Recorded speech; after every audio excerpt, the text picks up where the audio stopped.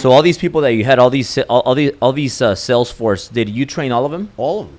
Was it a one-on-one, or were you training? How was the most effective way of training all these people? Well, what happened was it started. Good question. So it started off where I had been training salespeople way before that. When I was like 21, I started really training in earnest, and I had a meat and seafood business, and I was training guys doing really well at it. And I had this ability as soon as I started just giving meetings to them, motivation. Just I don't know. I just knew what to say. It started coming out, right?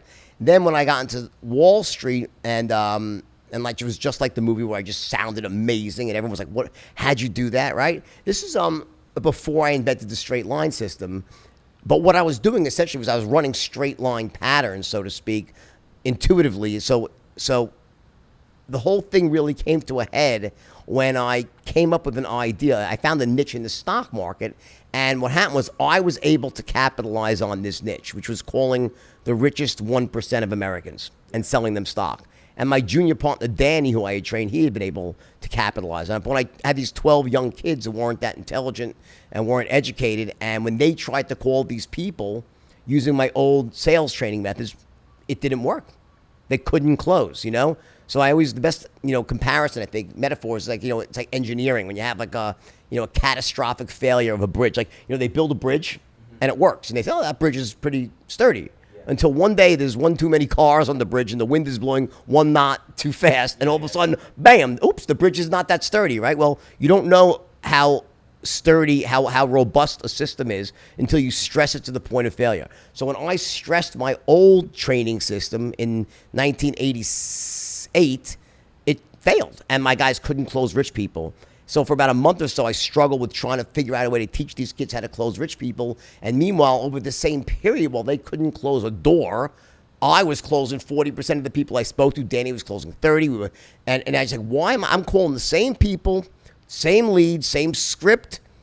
I'm closing like crazy. They can't. What's the difference? And finally, and they were ready to quit after this. And finally, one night, I had this magic moment. It was 1988, and I came up with this idea, and I looked at my guys. I said, "Don't you guys get it? Like, every sale's the same. Watch, it's a straight line." And I drew this long, thin line on the board, and that was the beginning. It was like this idea I had that for me, as a natural born closer, it was so easy for me to get on the phone with anybody and say, "Hey," and take immediate control.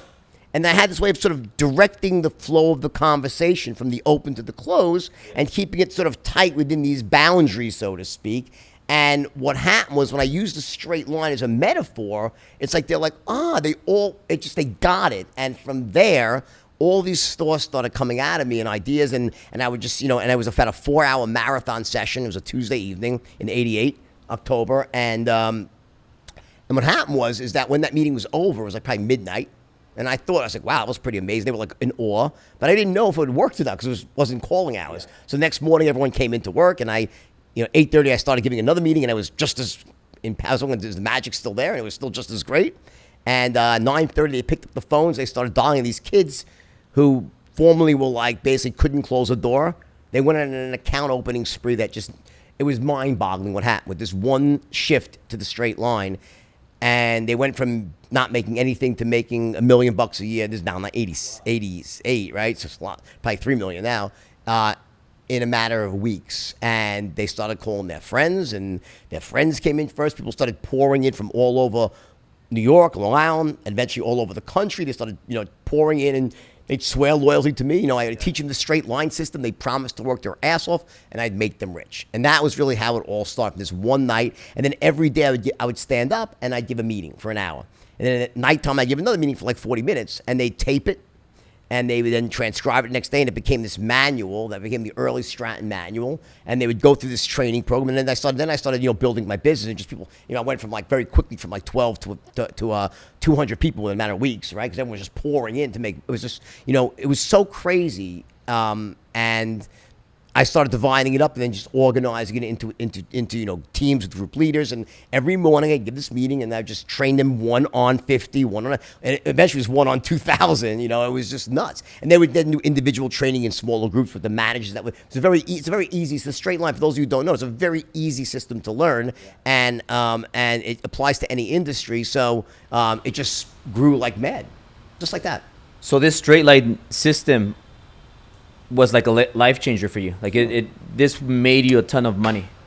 It was beyond money. It gave me the ability to change other people's lives. Yeah. And that's a responsibility. It also gave me the ability to direct, and you want to talk about it in Wall Street terms, it gave me the ability to direct buying power. This is the problem. See, what happened was that the straight line system allowed me to create massive buying in any stock I wanted.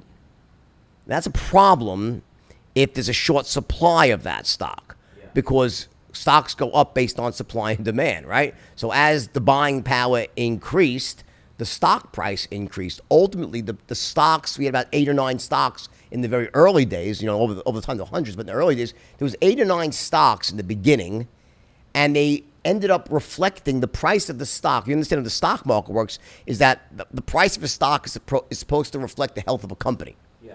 As the company that, like, let's say, it's Steve Madden. As Steve Madden grows, the stock price should grow in suit to reflect the earnings and the future potential of the company, right? What started happening is that all the Stratton stocks were reflecting the growth of Stratton, not the actual companies. You follow me? The prices began to inflate because of my ability to train salesmen. It was all based on that. And I was stupid. I was young and stupid and greedy, and I should have stopped and slowed it down. I should have slowed down the growth. The best example here would be like, imagine, Steve Jobs, and I'm not saying I'm Steve Jobs, guys, all right? I'm saying imagine when Steve Jobs invented the iPhone, and he had parts to make 500,000 of them. But if he made more than that, they'd kind of suck after that. They'd be falling apart. And imagine, let's just sell 5 million anyway. Yeah. That's what I did. I should have slowed down and not sold more shares than I had available. And that's where the problem started.